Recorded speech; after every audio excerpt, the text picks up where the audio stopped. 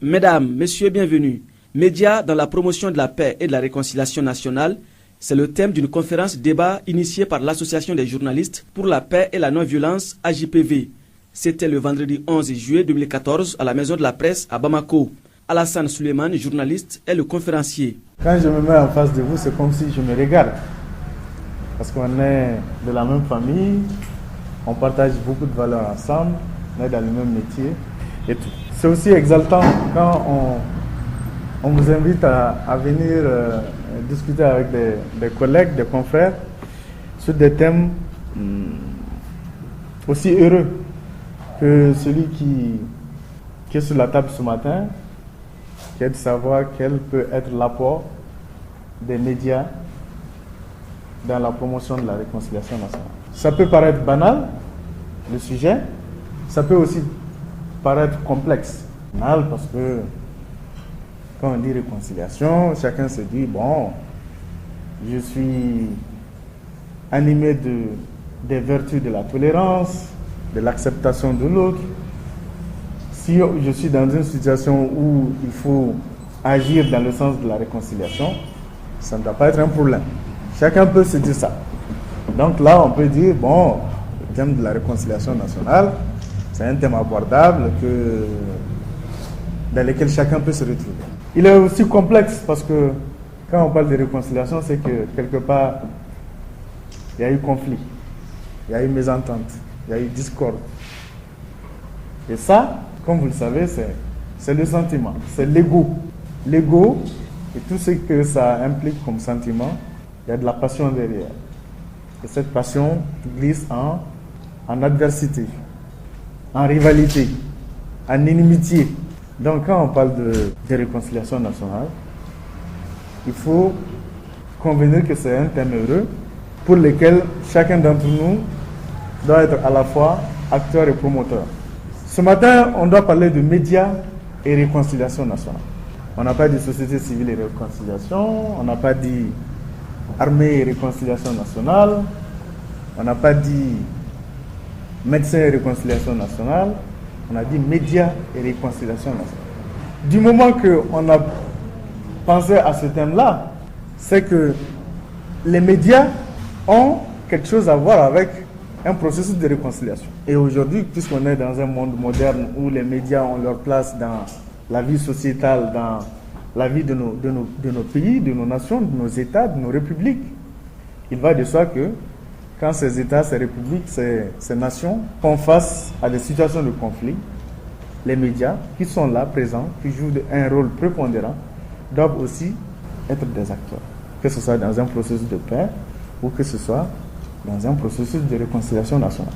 Nous sommes au Mali, on est dans un pays qui a vécu une crise, qui est en train de chercher à sortir d'une crise.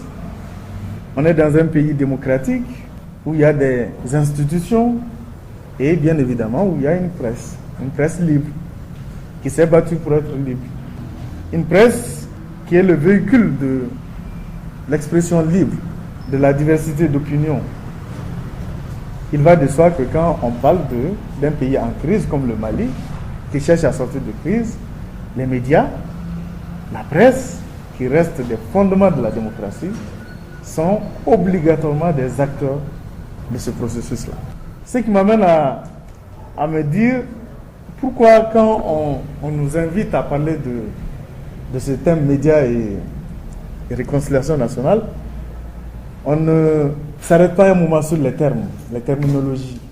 On parle de réconciliation nationale. Bon, c'est dans l'air du temps, les gens en parlent, chacun répète. Souvent, on ne prend pas le temps de s'arrêter pour voir le contenu. Le contenu. Réconciliation nationale, l'expression continue. Je me suis amusé un peu à voir ce que ça peut avoir comme définition. Par exemple, dans les instruments qui ont comme rôle et devoir de définir les termes, les mots et tout ça. Dans l'encyclopédie Larousse, par exemple, on dit que la réconciliation nationale, c'est un processus d'acceptation et de déculpabilisation dans l'opinion publique d'une nation. Donc, pesez bien les mots.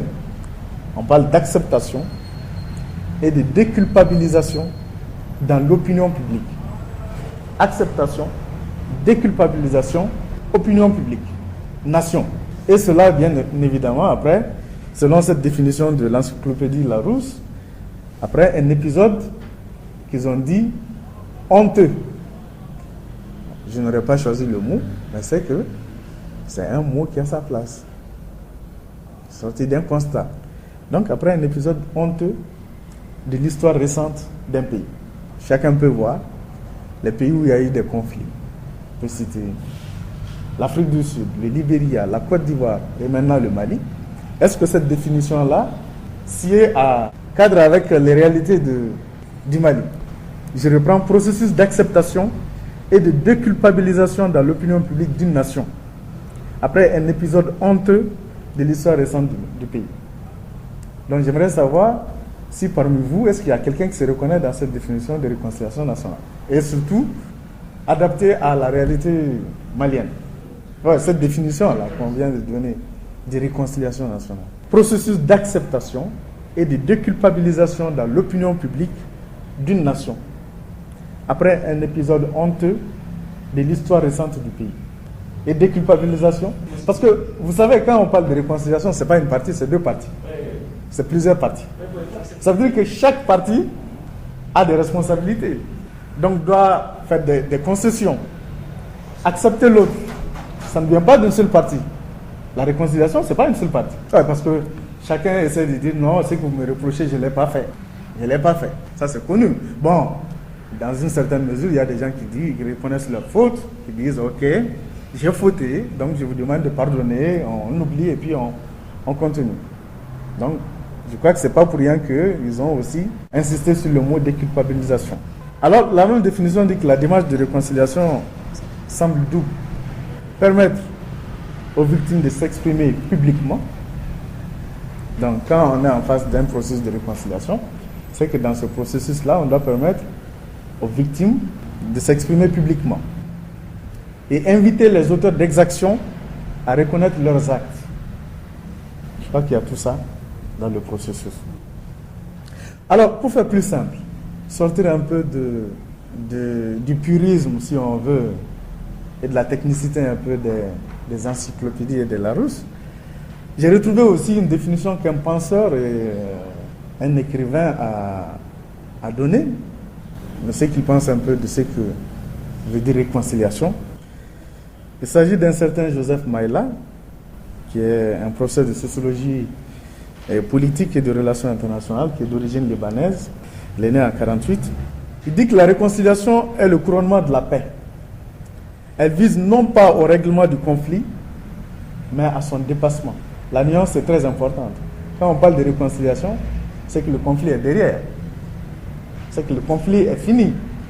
Maintenant, on essaie de penser un peu les plaies, de les guérir, d'oublier si possible et de se projeter dans l'avenir.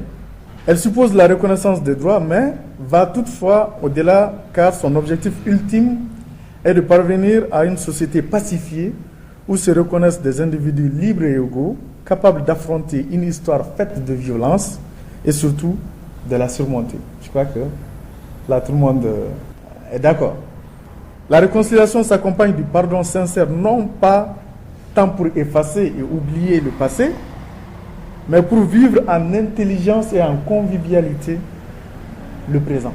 Je crois que là aussi, on est d'accord. La réconciliation est le propre d'une société pacifiée. Ni occultation du passé, ni oubli des violences. Elle est démarche d'exorcisation des peurs et des haines et ouverture sur l'avenir. Une réconciliation n'est avérée que dans la mesure où la reconnaissance des droits et des devoirs des uns et des autres est devenue effective. Donc voilà un peu pour nous appesantir sur cette notion de réconciliation, en connaître un peu le contenu, pour ne pas parler de ça et passer, alors que c'est ça le vrai sujet. Il faut insister sur le contenu, la définition de ce que cette expression réconciliation nationale veut dire. Et on nous dit maintenant médias et réconciliation. Les médias, vous êtes des acteurs des médias, vous savez ce que c'est que les médias. On ne va pas chercher à définir les médias, mais on va insister sur le mot média. Parce que Je crois que l'essence est là-bas. C'est le radical de médiation, c'est le radical d'intermédiaire aussi. Donc, je crois que ce sont des valeurs aussi qui incombent à la presse en tant que média. Un média doit se considérer comme un intermédiaire. Parce que vous partez sur le terrain, vous recueillez des choses, vous êtes témoin d'événements et vous relatez à une autre partie, le public. Donc vous êtes au milieu. Vous êtes médian. Vous êtes média. C'est très important aussi d'insister sur ça. Parce que ça peut passer inaperçu.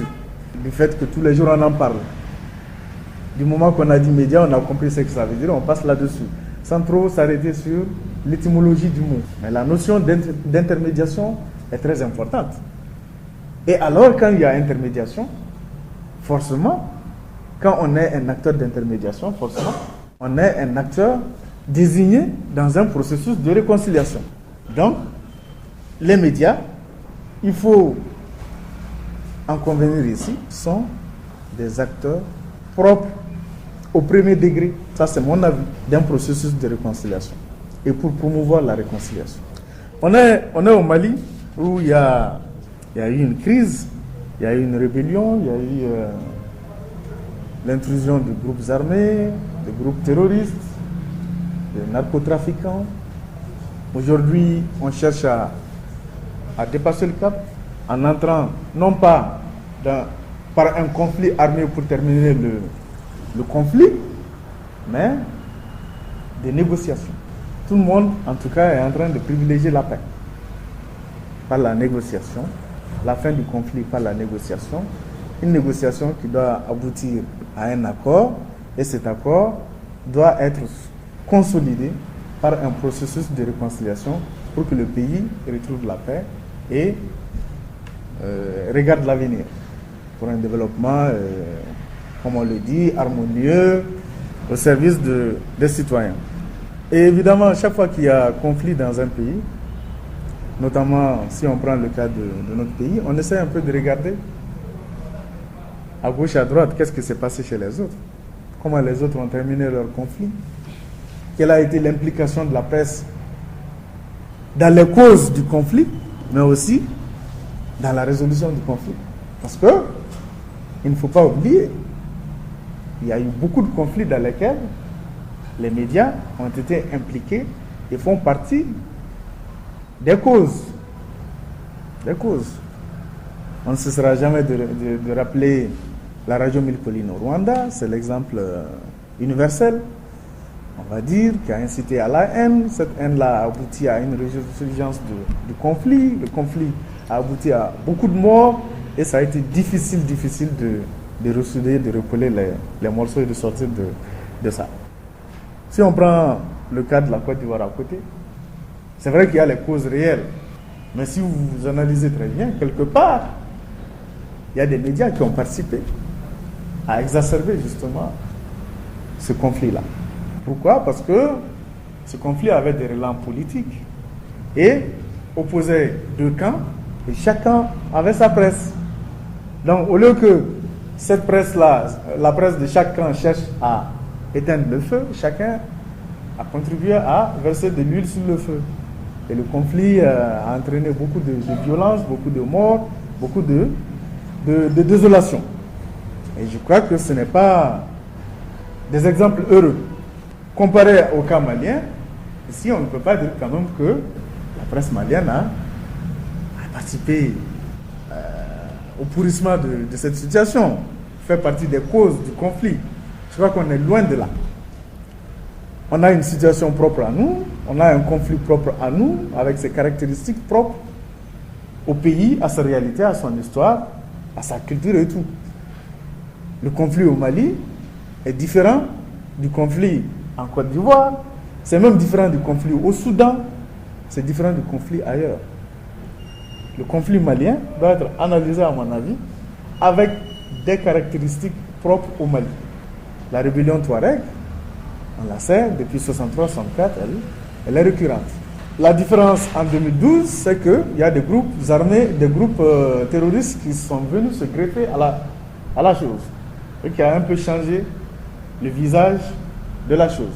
Le terrain du conflit ayant été un peu plus loin de la capitale et une bonne partie du pays. Et ce terrain-là n'a pas eu quand même un certain développement de la presse en tant que tel. Il n'y a que l'existence de quelques radios.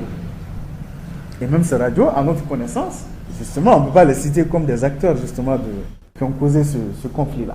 Donc je crois que dans ce domaine-là, la presse malienne peut se sentir un peu dédouanée. En tout cas, un peu blanche. Et je crois que c'est heureux. Mais ne pas être un acteur causal ne veut pas dire que on ne doit pas participer au reste, à la recherche de solutions, à la promotion de la réconciliation nationale et à l'établissement d'une paix définitive. Ça, la presse a un rôle prépondérant dans ça. Parce que c'est elle qui cristallise l'espace public et l'opinion publique. Quand on parle d'opinion publique, on ne peut pas parler d'opinion publique sans presse. C'est la presse qui forme l'opinion publique. Sur un sujet donné, qu'est-ce que le peuple en pense? C'est parce que les gens ont écouté à la radio, ont lu les journaux et ont regardé la télé. Et c'est ça qui forme un peu l'opinion publique. Et ceux-là qui sont au début de cette opinion publique ne peuvent pas être en marge d'un processus de paix ou de réconciliation nationale. C'est pas possible. Donc, à mon avis, la presse, je le répète, est un acteur de premier degré dans un processus de réconciliation nationale. Et la presse malienne doit coller à ça. Elle doit coller à ça. On doit être dans cette dynamique. On doit être dans le processus. Sans y être invité, il faut y être. Parce que c'est là aussi une mission à la fois de service public, une mission républicaine, une mission citoyenne et une mission démocratique. Parce que tout le monde concourt au renforcement des valeurs républicaines, des valeurs démocratiques et tout, et la presse est au cœur de ça. Donc quand vous êtes un journaliste, vous êtes un acteur des médias, il est de votre rôle en tant que membre de la société de concourir à une réconciliation nationale et à l'établissement d'une paix définitive dans une situation de conflit. Vous savez, en Côte d'Ivoire, quand il y a eu le conflit, quand ça a fini, la presse a été beaucoup interpellée. Beaucoup interpellée. Elle-même, elle a fait son autocritique, elle a fait son mea culpa, elle a reconnu ses torts et elle s'est projetée dans le processus de réconciliation, aidée en cela par la mise en place de la commission vérité et tout. Toutes les organisations de journalistes, de presse, et tout se sont impliqués dans l'organisation de séminaires, d'ateliers et tout pour sensibiliser les acteurs de la presse, les journalistes et tout le reste à aller dans le sens de la paix et de la réconciliation nationale. Parce que c'était quand même un pays qui s'est retrouvé divisé. Divisé politiquement, divisé culturellement, divisé socialement, divisé même économiquement. Et pour coller tous ces morceaux-là, la presse a son rôle. Et là-bas, les journalistes l'ont reconnu. Et vraiment, ils ont fait beaucoup d'activités à travers les organisations de journalistes et tout. Et il faut saluer, évidemment, ce que l'association des journalistes pour la paix et la non-violence aussi est en train de faire à travers cette série d'ateliers de séminaires dans le cadre malien. On est aussi confronté à peu près à la même situation en Côte d'Ivoire, mais à des variantes et à d'importantes variantes après. J'ai retrouvé un extrait d'une note conceptuelle d'un atelier organisé par la Convention de la société civile ivoirienne en novembre 2012. Et dans cette note conceptuelle, pour camper un peu le décor, ils ont été très critiques envers la presse ivoirienne. Ils citent: se détournant des règles professionnelles et se mettant au service des hommes politiques. Certains médias ont joué un rôle prépondérant dans la préparation des esprits et dans l'instrumentalisation des populations. La désinformation et les mensonges véhiculés ont pris le pas sur les faits. Cela a conduit à des dérives intolérables et favorisé un climat de haine entre les Ivoiriens. Ainsi, épousant les idées véhiculées à travers sa presse, les partisans du pouvoir d'un côté et l'opposition politique de l'autre ont opté pour l'intolérance et tourné le dos au dialogue. Au sortir de la crise post-électorale, la commission Dialogue, Vérité et Réconciliation mise en place en vue de ressouder le tissu social a lancé un processus inclusif Ce processus devrait prendre en compte les acteurs politiques majeurs ainsi que les communautés. Il est indéniable que la ligne éditoriale des organes de presse est leur boussole. Cependant, dans la quête d'une cohésion sociale durable, les médias en tant que vecteurs puissants d'opinion sont appelés à jouer un rôle clé, notamment en appuyant efficacement le processus initié par la CDVR. Donc vous voyez que là-bas, la critique a été très dure, vu que la presse est vue comme parmi ceux-là même qui ont mis le feu aux poudres et l'huile sur le feu.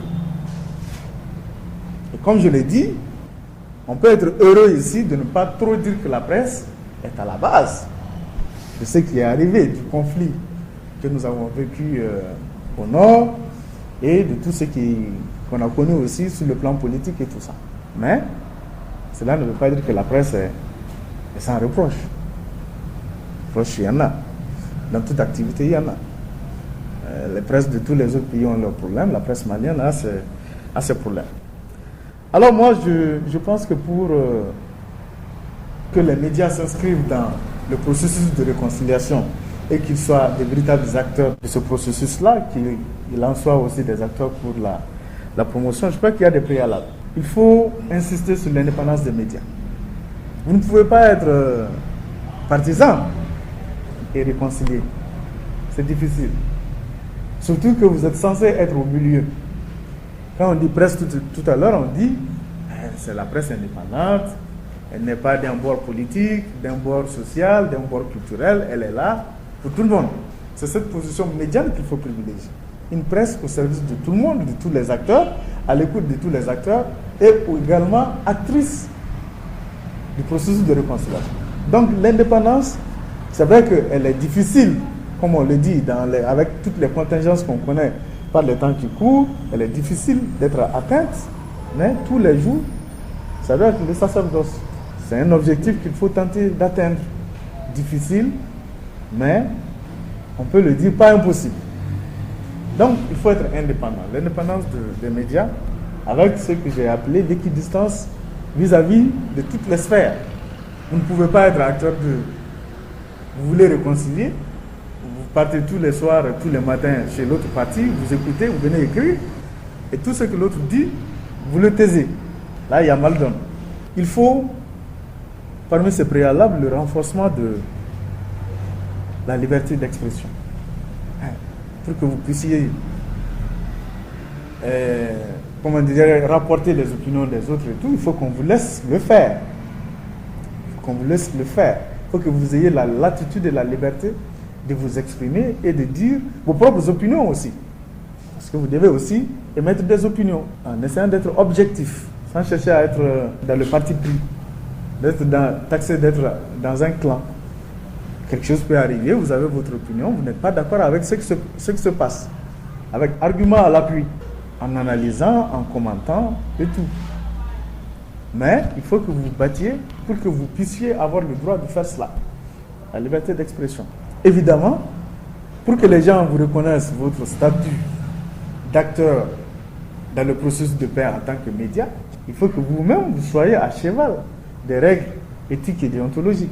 Vous ne pouvez pas être là à bafouer vos propres règles et à essayer d'être le saint devant les autres. C'est pas possible. Et ça, c'est un combat de tous les jours. Le respect des règles éthiques et déontologiques, c'est le combat de tous les jours dans ce qu'un journaliste fait. Ce n'est pas un livre qu'on prend le premier jour où vous vous mettez à écrire ou à parler, vous dites j'ai lu, j'ai bien compris et puis c'est fini. C'est jusqu'à la fin des temps. Évidemment, pour que vous soyez un acteur solide, consistant, il faut qu'à votre niveau, vous soyez dans les conditions de mener votre travail, de faire votre travail. Ça aussi, c'est des préalables. Si vous n'êtes pas dans les conditions idoines au sein de votre rédaction, au niveau de tout le traitement qui doit vous accompagner, vous ne pouvez pas avoir la force nécessaire de peser. Force matérielle, morale, physique, de peser. Il faut que vous soyez dans les prédispositions pour faire votre travail et pour peser. Et c'est que ça aussi, c'est un combat de tous les jours. C'est un combat de tous les jours. On n'a pas besoin même du processus de réconciliation pour ça, mais c'est un combat de tous les jours. pour que les autres acteurs vous reconnaissent, vous disent ah ça c'est tel journal, ça c'est tel journaliste, c'est que c'est consistant. Il y a une base solide. Et ça c'est très important. Le préalable, il faut une meilleure connaissance des acteurs du processus. On sort d'un conflit, on cherche la paix, il y a eu des accords, on a négocié. Maintenant les gens doivent s'accepter. Mais il faut que vous sachiez toutes les parties, tous les acteurs. Dans le cas malien, c'est le gouvernement contre des groupes armés. Il y a le MNLA, il y a le HCIA, vous devez connaître ces gens-là. Vous devez connaître leur tête de proue. Quelles sont leurs lignes idéologiques. Le groupe ethnique Touareg est très complexe. Très complexe. Et ça, on n'a même pas besoin de conflit pour que quand vous êtes journaliste, que vous cherchiez à comprendre. Ça change de fraction à fraction. La fraction que vous avez, sur laquelle vous avez dormi hier soir, à 5 km de celle que vous avez visitée le lendemain matin, ils sont voisins, mais souvent ils n'ont rien de commun. Si vous voyez un peu même la division sociale du groupe de Touareg et tout ça, c'est très complexe. Et vous devez savoir, le HCIA, c'est composé de qui? Dans la répartition géographique, c'est qui et qui? Est-ce que c'est des gens qui disent, ah, nous, on est à Kidal, c'est chez nous, Menaka, c'est pas notre problème. Tessalit, c'est pas notre problème. On est des Ifogas ici, les Imrad, les Idnan, et tout le reste là, tout ça, vous devez connaître. Si vous-même, vous ne cherchez pas à connaître les implications sociales de tout ça, c'est difficile de comprendre même les revendications des uns et des autres. C'est difficile de comprendre. Donc, vous devez vous munir de tout ça là pour jouer pleinement votre rôle. Vous cherchez à voir la vie à Menaka, la vie à Tessalit, la vie à Aguelhok, les implications sociales de toutes ces zones-là par rapport aux populations. C'est des choses à connaître. Dans la situation actuelle en tout cas, avec tout le processus dans lequel on est en train et qu'on est en train de mener, chaque journaliste en tout cas qui veut évoquer ces questions-là doit chercher à approfondir ses connaissances en la matière. Les Touaregs de Menaka sont différents des Touaregs de Kidal. Pourquoi les gens de Menaka semblent être plus pacifistes que les gens de Kidal? Pourquoi les gens de Tessalit, on ne les entend pas? Tout ça, c'est des implications sociologiques qu'il faut connaître. Ce n'est pas pour aller chercher la tête bête, c'est pour comprendre et faire comprendre les gens. Si vous-même vous ne comprenez pas, mais les gens ne comprendront pas. Personne ne comprendra. Ça veut dire que vous partez, vous écrivez un article complètement à côté, vous mettez des milliers de gens à côté. Donc ça, c'est la profondeur de votre rôle. Il faut vous renseigner. Le journaliste doit être renseigné. Quand vous vous occupez d'un dossier, d'un sujet, il faut qu'au préalable, que vous vous munissez de certaines choses, des connaissances préalables. Donc il faut connaître les acteurs, leurs implications sociologiques, leurs profils, leurs idéologies, tout. Leur histoire, la géographie, en somme la géopolitique. Parce que c'est la géopolitique qui implique tout ça. Il faut que les journalistes, les médias, maîtrisent notre propre géopolitique. Notre propre géopolitique au regard de l'évolution du pays de 1960 à maintenant et même bien avant. Il faut aussi avoir une meilleure connaissance du mécanisme en place. Quand on parle de réconciliation, c'est qu'il y a des instruments qui sont en place. Il y a un processus qui est enclenché, soit les négociations sont terminées, maintenant on dit que les gens se parlent, il y a des rencontres intercommunautaires à gauche, à droite. Les gens doivent se parler, se réunir, les Sonraï, les Tamashek, les Bozo, les Peul, tout. Il faut être au parfum de tout ça. Ce calendrier-là, vous devez le maîtriser. On a dit à Douanza, il va y avoir une rencontre entre telle population et telle population. Cette rencontre suit celle organisée à Gossi il y a une semaine. À Douanza, déjà, une année avant, il y a eu un même type de rencontre. Tout ça, c'est des histoires à connaître. Donc, il faut connaître le mécanisme. Et dans ce mécanisme-là, Il y a des structures que l'État a mises en place, que la médiation a mises en place, qui sont pérennes, qui doivent être pérennisées, qui doivent accompagner après les négociations le processus de réconciliation. Vous devez connaître ces structures-là.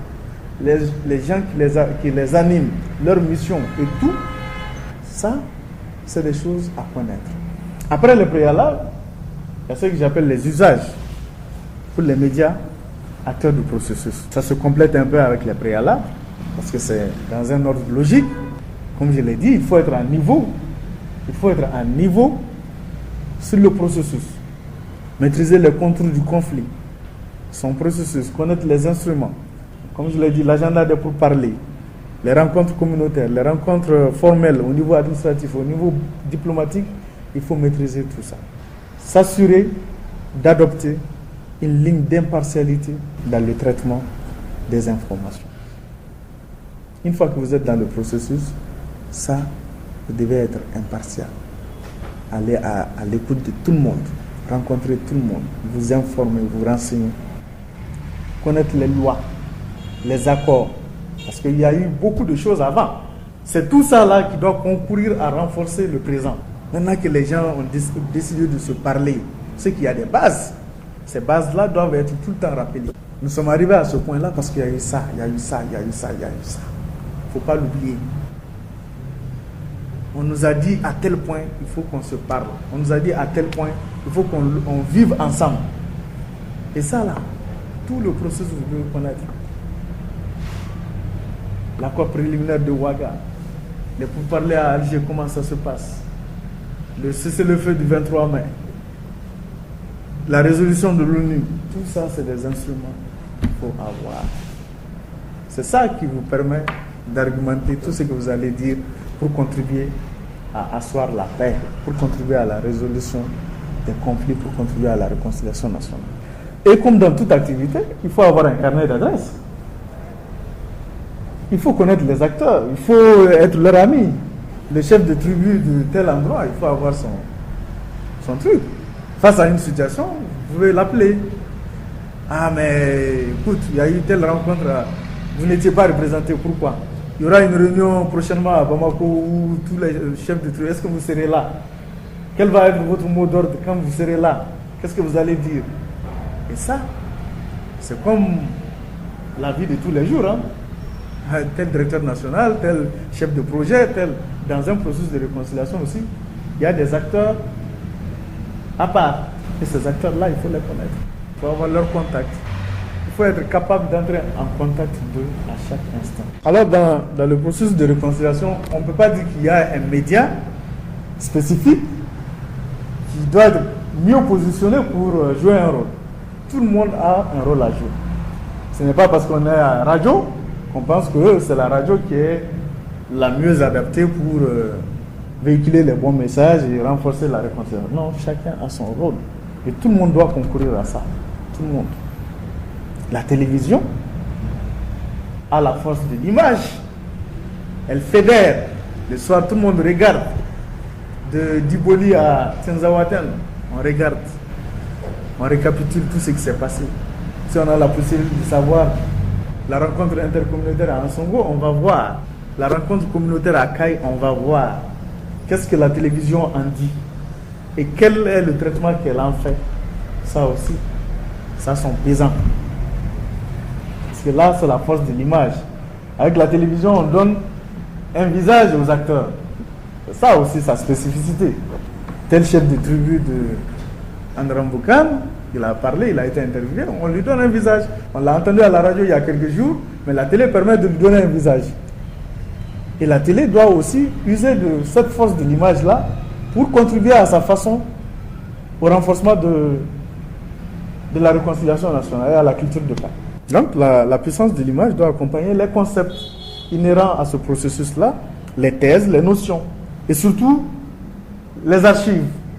C'est avec la télévision qu'on peut mieux utiliser les archives. Alors quand on se met à parler du processus de paix actuel, de la réconciliation, on se dit, ah mais en 91 aussi, il y a eu un tel processus, à Ségou ou à Mopti, les gens se sont réunis, il y a eu des accolades. C'est seule la télévision qui peut nous faire revivre ça. Et ça aussi, ça peut contribuer à renforcer les acquis du présent. Ce que nous sommes en train de tenter aujourd'hui, ça s'est fait il y a 10 ans, il y a 20 ans. Un journal va sortir peut-être une photo, 2 photos, selon ce qu'il peut. La radio va essayer avec des mots de décrire, mais elle ne pourra jamais donner une image. Mais la télé est là pour les archives, la force des archives. Avec une volonté de documentation, de recourir aux archives, on peut aussi faire bouger les lignes. On peut faire bouger les lignes. Et ça, c'est le rôle de la télévision. La radio, évidemment, est un outil de proximité. C'est le médium qui est popularisé, qui est proche des masses, que tout le monde utilise. Voilà. Ça aussi, c'est une force. La proximité surtout. La radio, avec sa légèreté, a aussi beaucoup plus de marge pour pouvoir faire plus que les autres. Dans une journée, la radio peut produire beaucoup de choses qu'un journal ne peut pas produire, qu'une télévision ne peut pas produire. Je prends l'exemple de l'ORTM. La radio a 5 ou 6 journaux par jour, la télé peut-être 2. La radio peut faire une diversification de traitements que la télé ne peut pas faire. Il y a 7h, il y a 13h, il y a 19h45, il y a 22h30. On peut intensifier le travail. La télé, tout le monde dit 20h. Si vous sortez ça à 13h, personne ne regardera. Et ça, c'est déjà un handicap. La radio, c'est elle qui est vulgarisée ici, c'est elle qui est proche des populations, de par le niveau et aussi de par les spécificités même de ce médium-là. Donc la radio a vraiment une place de choix aussi. Hein? Voilà, justement. La presse écrite a une force mémorielle. Hein? La mémoire.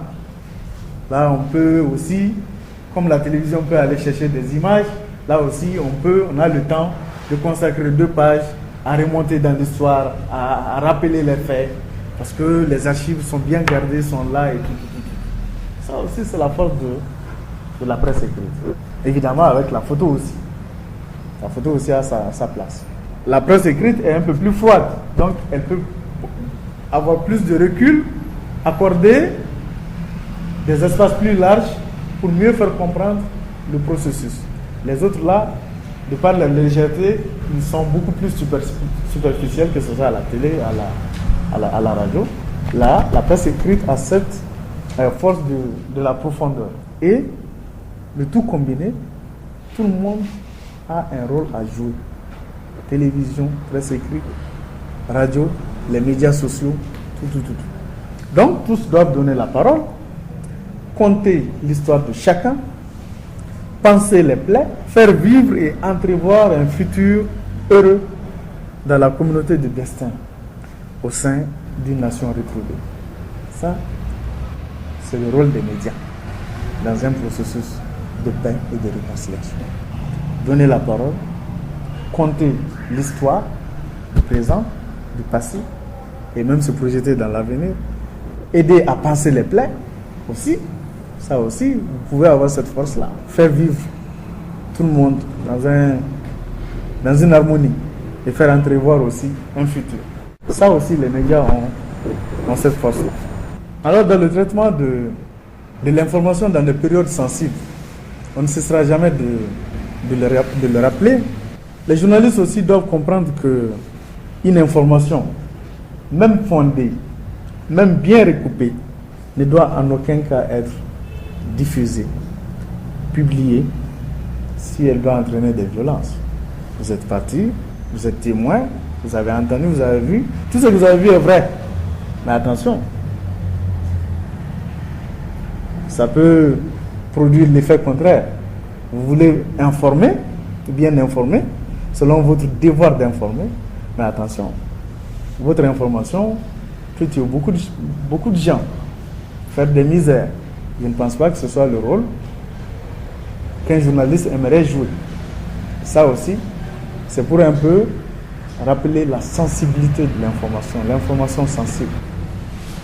C'est un temps de conflit, avant les conflits, après les conflits. L'information reste sensible, il faut faire très très attention. La liberté d'informer, revendiquée dans tous les codes, les chartes du journaliste doivent s'arrêter là où la vie d'un humain est engagée, d'une communauté et la cohésion d'une nation sont clairement menacées. Ça, c'est une responsabilité à savoir. Alors, dans le processus de réconciliation, pour un média, pour un journaliste, pour une presse,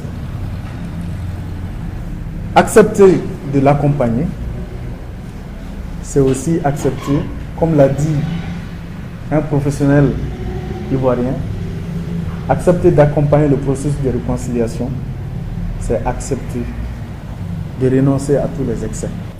Donc en conclusion, je dirais que les médias sont incontournables dans un processus de réconciliation. Ils sont de fait des acteurs, et je l'ai dit au premier degré, considérez-vous comme des acteurs au premier degré, des médiateurs, des intermédiaires, selon les réalités sociales, culturelles, politiques. Les médias et ceux qui les animent doivent prendre pleinement cette responsabilité, à pleines dents, en s'appuyant sur la déontologie, sur l'éthique et la connaissance de toutes les implications, de tous les contours du processus. À présent, écoutons les questions des journalistes. Moi, c'est Amadou Maïga du journal Le Guido. J'ai une question relative au préalable. Vous avez parlé de l'indépendance des journalistes pour bien travailler. Alors que de l'autre côté, on sait que surtout dans les contextes maliens, les médiateurs, si je peux dire ainsi, hébergent l'un des protagonistes. Et pourquoi on demande aux journalistes d'être indépendants et puis on laisse cette marge-là aux médiateurs d'abriter l'un des protagonistes. Donc je veux savoir s'il n'y a pas un peu de problème à ce niveau-là, quoi. Moi, c'est Amadou Kamara, journal La Sentinelle. Et bravo au conférencier pour la qualité de son exposé. Et sur ce, je m'en vais poser deux questions. À savoir, dans son exposé, il a parlé de réconciliation et une situation hontée. Moi, j'aimerais savoir, est-ce que le cas malien est-il une situation hontée? Un. De deux, comment un journaliste peut être un acteur pour la réconciliation du moment où, je reviens toujours au cas malien, puisque c'est ce cas qui nous intéresse tous, et un protagoniste étant de l'autre côté les MLA, le MAA, ainsi de suite. Or, on sait pertinemment que les journalistes maliens n'ont pas ce privilège d'aborder ces groupes armés. Comment il peut dissocier son sens de journalisme et son sens de patriotisme? Touré Aliou du journal Le Matin. Pensez-vous, le conférencier, pensez-vous que dans le cas malien, vous avez dit qu'on sait que c'est le gouvernement qui est en conflit, ces deux groupes avec un groupuscule qui ont pris des armes contre le pays. Comment le journaliste qui doit défendre l'opinion générale peut faire la part des choses en défendant, en étant impartial avec des gens qui ne constituent qu'une petite minuscule de la population qui ont pris des armes contre l'intérêt général? Qu'est-ce que le journaliste doit se comporter face à cet état de fait? Ça, c'est la première question. Et pensez-vous qu'on peut se réconcilier avec des groupes armés qui n'ont pas de parole donnée? Par exemple, le 23 mai dernier, on a signé un accord de cessez-le-feu. Et nous savons, tout le monde le sait maintenant, que les gens là ne respectent pas leurs paroles données. Et puis ils considèrent des accords comme des mouchoirs. Ils ne les respectent pas. On est en cessez-le-feu et ils sont en train d'avancer vers... Ils continuent d'avancer, d'occuper des positions. Comment le journaliste, est-ce que le journaliste peut être partial en traitant des sujets concernant les deux cas? Ma troisième préoccupation, pour la réconciliation nationale, vous avez dit que la télévision doit être projeter des images de l'autre camp. Pensez-vous que l'ORTM est en train de jouer son rôle de réconciliation nationale? Merci. C'est Abdoulaye Koulibaly de la radio La Voix des Jeunes. Je remercie d'abord le conférencier, mais j'ai beaucoup d'inquiétudes dans un pays où la liberté de presse est violée à longueur de la journée. Moi, je ne sais même pas comment un journaliste peut être équidistant dans ces pays-là. Parce que dans certaines structures qui appartiennent à l'État, dès votre premier contact avec le chef, on te dit ici, tout ce qui est contre le gouvernement, ça ne sera pas diffusé. Ça, c'est un problème au Mali. Tout ce qui est contre le gouvernement ne sera pas diffusé ici. Bon, à travers les explications du conférencier, notre rôle d'équidistance, c'est de prendre des informations et même contacter les deux côtés pour mieux informer la population. Dans ces cas-là, moi, je vous demande comment un journaliste peut faire et peut jouer pleinement son rôle de médiateur dans cette condition. Ça, c'est un. De deux, également, ici au Mali, on remarque quelque chose qui est tellement flagrante. Ici, les autorités donnent beaucoup plus d'importance à des journalistes étrangers par rapport à ceux qui travaillent ici, par rapport aux Maliens. Même s'il y a des informations, souvent, quand tu partes chercher l'information, on te ferme la porte, souvent on ne te considère même pas. Mais quand il suffit seulement d'un journaliste d'un organe étranger, ça, tu es la bienvenue. Souvent même, on t'appelle pour te donner des informations. Voici quelques inquiétudes. Moi, je ne sais pas comment un journaliste peut jouer pleinement son rôle ici au Mali, quoi. Écoutons la réaction d'Alassane Suleiman, le conférencier. Et sa dernière question parle de journalistes étrangers. Vous savez, c'est un problème réel. En tant que journaliste tout court, moi je le reconnais. C'est un problème de choix, c'est un problème d'orientation idéologique pour moi. Parce que quand vous êtes dans un pays où il y a des médias, où en tant que responsable local, national, acteur dans la vie de la nation, dans un pays où il y a des médias, si vous devez intervenir, puisque ce que vous dites est destiné à votre opinion nationale, vous devez donner la priorité aux médias du pays, aux médias locaux, aux médias nationaux. Mais moi, je crois que, comme je l'ai dit, c'est une question d'option. C'est une option qui devait être depuis le départ. Depuis le départ. Mais la plupart des acteurs qui le font, ils le font parce qu'ils n'accordent pas de crédit aux médias nationaux ou locaux. Alors, je suis tenté de dire que quelque part, la responsabilité est partagée. La responsabilité est partagée parce que si l'autre vous rejette, cherchez à savoir pourquoi il vous rejette. S'il va chez l'autre là, c'est qu'il pense qu'il va être mieux entendu par l'autre. Il va se faire entendre mieux par l'autre que vous. Ça veut dire qu'il n'accorde pas un certain crédit et une certaine crédibilité en vous. C'est à vous de vous battre pour le ramener dans votre giron, en lui montrant votre capacité à lui fournir les mêmes services que l'autre, sinon les mêmes effets qu'il cherche chez l'autre. C'est un débat très profond.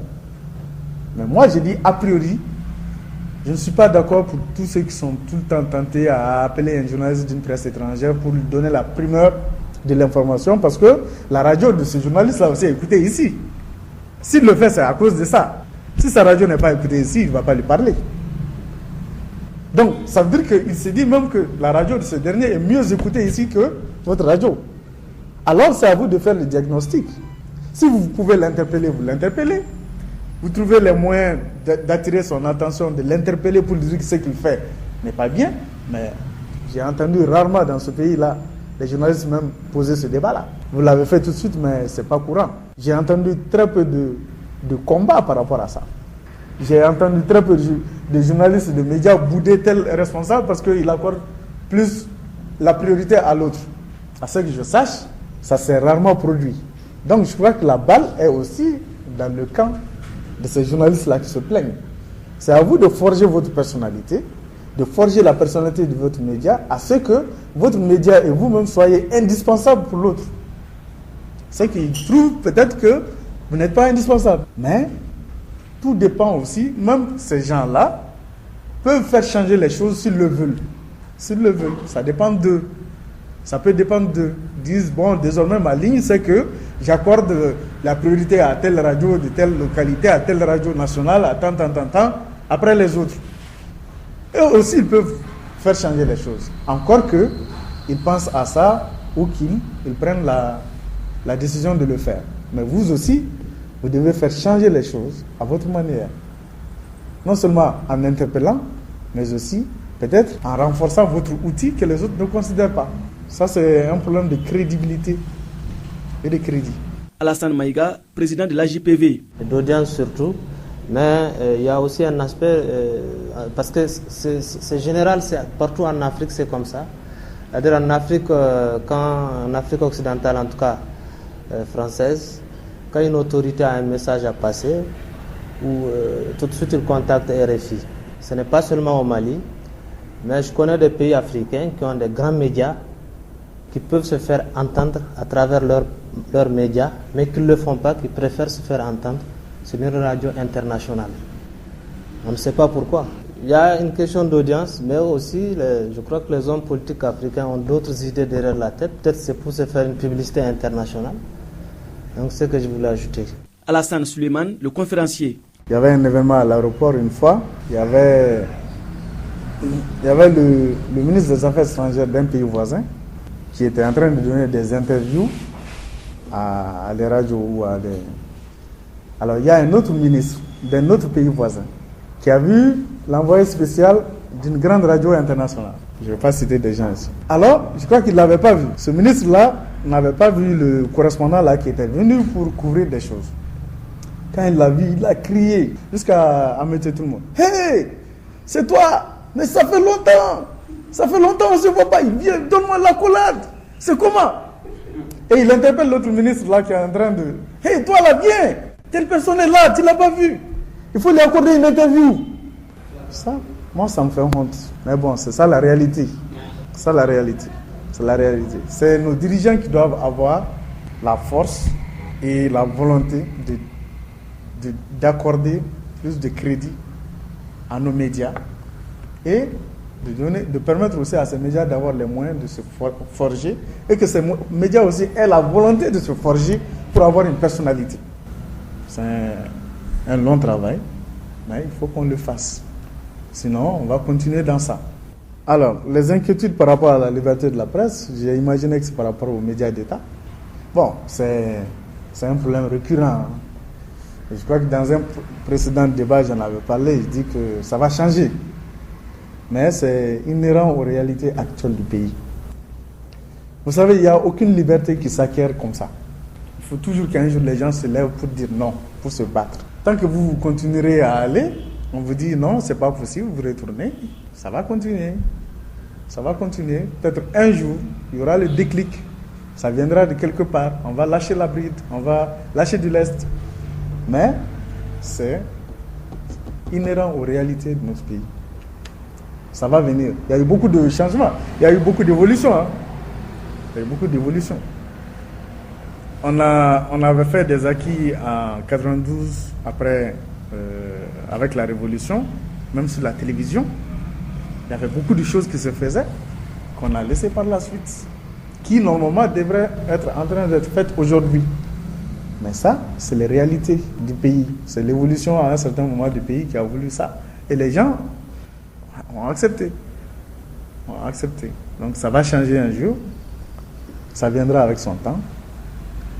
À force de combat, que les gens se battent, que les gens dénoncent. Mais ça va changer.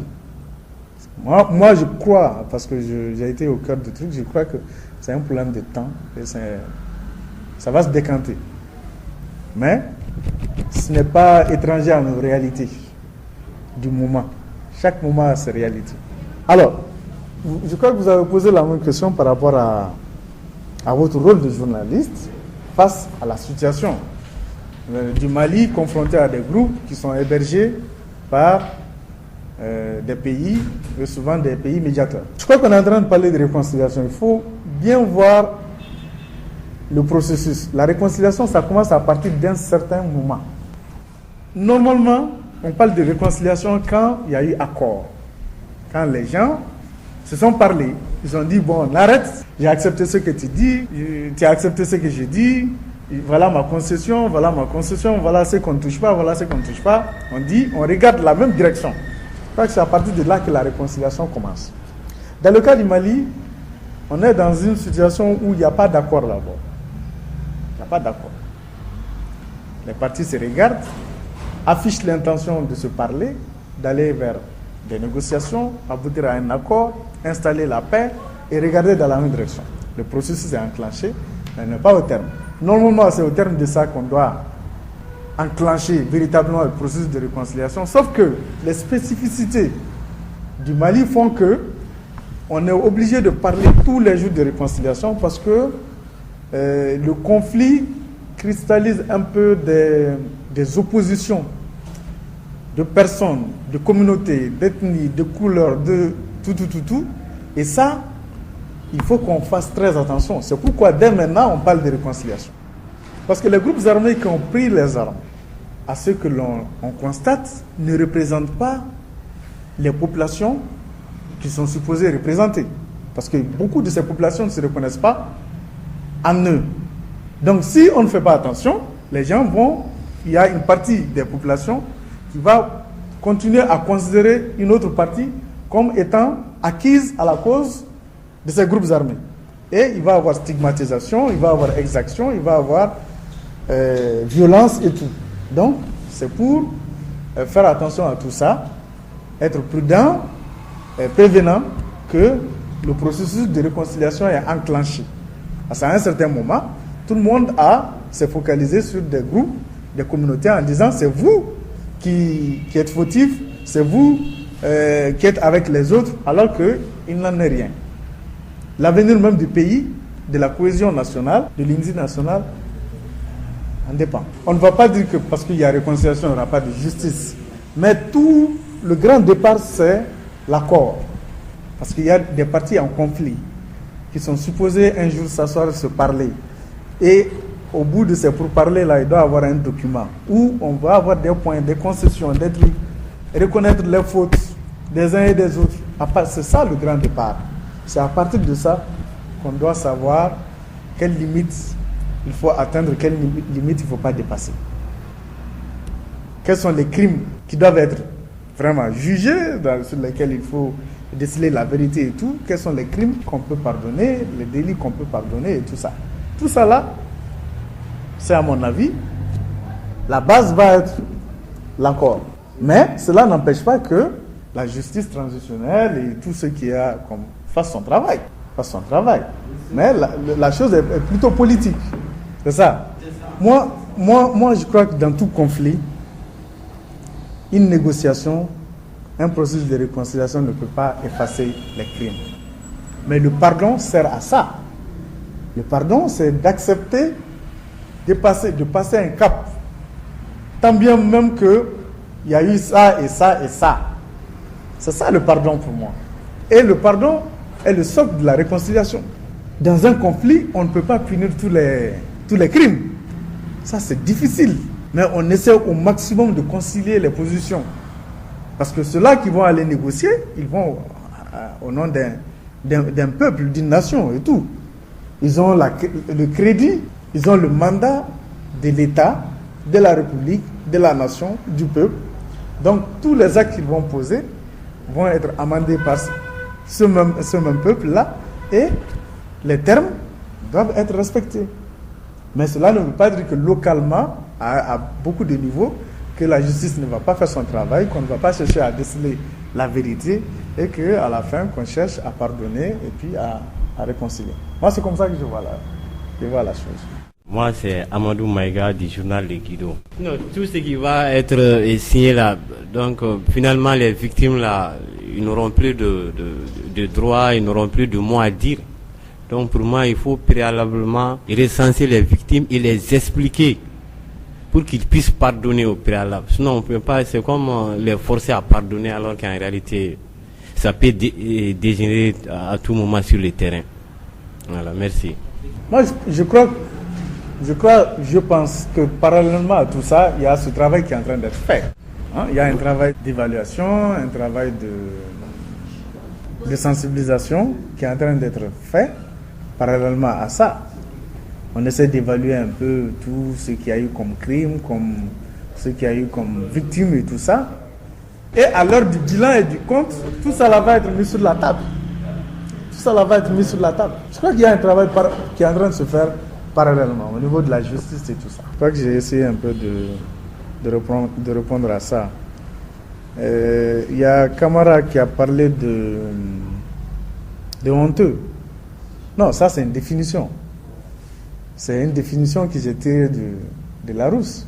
Et j'ai même insisté sur le mot pour voir est-ce que c'est partagé. Parce que je dis, moi j'aurais préféré un autre mot que ça. Mais bon, vous savez, dans beaucoup de conflits, le moment où les gens décident de se parler, de se réconcilier, c'est qu'il y a le regret. On n'est pas très fiers de ce qu'on a fait dans le passé. Je crois qu'il y a la notion de honte dedans. On dit vraiment ce que j'ai fait, c'est pas bien, je n'aurais pas dû le faire, aujourd'hui je me sens pas, je suis pas dans une bonne position pour être fier de moi-même. Vraiment, on oublie et on continue. Je crois qu'il y a le sentiment de honte aussi dedans, sauf que bon, je trouve que dans la définition, ils ont trop insisté sur le mot pour lui accorder une importance. Amadou Maïga a parlé de préalable et d'indépendance. L'indépendance, ça, c'est une question de bon sens. Une question de bon sens. Il faut savoir faire la part des choses. Au point où on est aujourd'hui, on parle de réconciliation. On a déjà commencé à parler de réconciliation. Réconciliation entre les citoyens du même pays, entre les communautés et tout. Mais cela est parallèle à la situation de conflit qui existe, où les groupes armés restent sur leur position, ils sont sur leur même position depuis le début. Ce que vous êtes en train de décrire, c'est les mêmes positions qui sont là depuis le départ. Vous avez votre position par rapport à ça. Vous pouvez continuer à la faire prévaloir. Je ne pense pas que la réconciliation soit beaucoup plus par rapport à eux. Je ne pense pas. On n'est pas arrivé à ce niveau. Je crois que tout le monde attend l'étape des négociations et de l'accord. Par rapport aux groupes armés, la réconciliation pour moi va commencer là-bas. Mais la réconciliation proprement dite, je parle sous le couvert de Alassane, dont on parle présentement, c'est entre les citoyens et les communautés. Ok, il ne faut pas que ce conflit-là soit la cause de notre division. C'est ça qui est en train de se dire. Il ne faut pas que les Noirs, les Blancs soient divisés. Il ne faut pas que telle ethnie soit divisée. Il ne faut pas que telle région et telle région soient divisées à cause de ce conflit-là. Donc tout ce qu'on peut faire pour garder la cohésion, l'unité, on va continuer à le faire. Mais parallèlement, il faut qu'on trouve la solution de sortir de ce conflit. Je ne sais pas si il faut faire la part des choses. Mais est-ce que ça c'est au niveau de la réconciliation? Ça c'est peut-être au niveau de l'angle politique, ouais. C'est-à-dire vous pouvez avoir votre position sur la médiation algérienne, sur la médiation burkinabé. Vous dites l'Algérie, peut-être c'est elle qui a à même de nous comprendre et de trouver une solution. Tout comme quelqu'un va dire, ah non, le Burkina, quel que soit ce qu'on lui dit, on croit que lui aussi il peut. Ça c'est une question de principe et de position. Pour moi, ça n'a pas trop de choses à voir avec le processus de réconciliation. Ça c'est beaucoup plus politique et diplomatique. C'est du point de vue politique, diplomatique et tout ça. Ça veut dire qu'on n'a pas forcément dit qu'entre nous il y a des problèmes. Ce que vous venez de dire, votre ligne, en disant c'est un groupuscule, c'est 2 ou 3 gars là qui sont en train de s'agiter, et alors qu'il n'y a rien entre nous, vous pouvez continuer à dire ça. Ça c'est votre position, c'est votre ligne. Vous pouvez continuer à privilégier ça, mais toujours à cultiver la paix. Il ne faut pas que ce petit groupuscule là soit l'élément déclencheur d'une division ou un truc comme ça. Il faut continuer à cultiver. C'est ce qu'on demande en fait. Il y a quelqu'un qui a dit, quand on a dit la télévision doit véhiculer les images, surtout les archives et tout ça, et que La réalité aujourd'hui, c'est qu'on ne voit pas les images de moi. Je crois que l'ORTM fait de son mieux. L'ORTM fait de son mieux. Il y a les images de Kidal qui interviennent avant le journal. Et puis, bon, de temps en temps, des documentaires peut-être sur le Nord et tout ça. Mais bon, je crois qu'il y a des efforts. Nous, on tient à Kidal, donc les images de Kidal, voilà, c'est comme à l'ancien temps. Voilà, ça, dans la semaine, ça vient. Bon, je crois que j'ai touché à toutes les questions. Moi, c'est Amadou Maïga du journal Le Guido. Dans votre exposé liminaire, vous avez parlé de carnet d'adresse pour un journaliste pour bien faire son travail. Surtout avoir des contacts des protagonistes. Bon, avec les cas nigériens là, est-ce que c'est pas risqué d'avoir des entretiens téléphoniques avec des responsables des mouvements rebelles là, sans qu'on soit trop inquiété par la sécurité d'État? C'est Abdoulaye Koulibaly de la radio La Voix des Jeunes.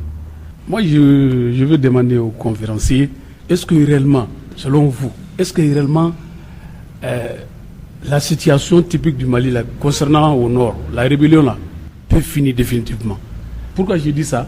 Parce que dans un pays, je pense qu'au nord, les jeunes sont en train de considérer les anciens rebelles comme étant des modèles à leur zone, dans leur zone. Parce que tout simplement, quand tu prends des armes, tu as entendu, ensuite, tu auras des postes juteux, que ce soit à Bamako ou ailleurs. Tu seras conseiller à la présidence, tu seras ministre, soit ambassadeur. Moi, je me demande comment il faut faire maintenant, comment changer, pour changer la mentalité de quelques familles. Je pense que les gens parlent de quelques groupes, quelques personnes, c'est quelques familles. Parce que la rébellion du Nord est considérée comme étant, à mon avis, comme étant un héritage. Comme dans la zone de Caille. Je prends un exemple. À un moment donné, quand tu disais à un jeune Caïsien de chercher notre travail, de ne pas être un cheminot, vraiment, tu l'avais insulté. Parce que c'est ça qu'il visait dans sa vie. Mais au Nord également, il pense que quand tu ne prends pas les armes, tu n'auras pas de postes juteux, tu ne peux pas être entendu par les responsables. Est-ce que dans ce contexte-là, la rébellion du Mali peut finir? Touré Aliou du journal Le Matin. Oui, moi, c'est par rapport aux accords. Monsieur le conférencier, vous avez dit que la réconciliation va commencer quand on va signer les accords. Mais on a constaté même l'accord de Ouaga qui a été signé, que ces gens-là ne respectent pas les accords-là. Non, il faut le dire, ils ne respectent pas les accords. Ils ne les considèrent pas, ils les considèrent comme des simples papiers, parce qu'ils n'ont pas de parole donnée. Il faut pas se leurrer, il faut le dire. Est-ce que pensez-vous qu'on a signé plusieurs accords auparavant? Pensez-vous que cette fois-ci, même les accords qu'on va signer, ces gens-là vont le respecter? Parce qu'on sait qu'ils sont collés à l'indépendance, et puis on sait qu'ils sont aidés par des gens.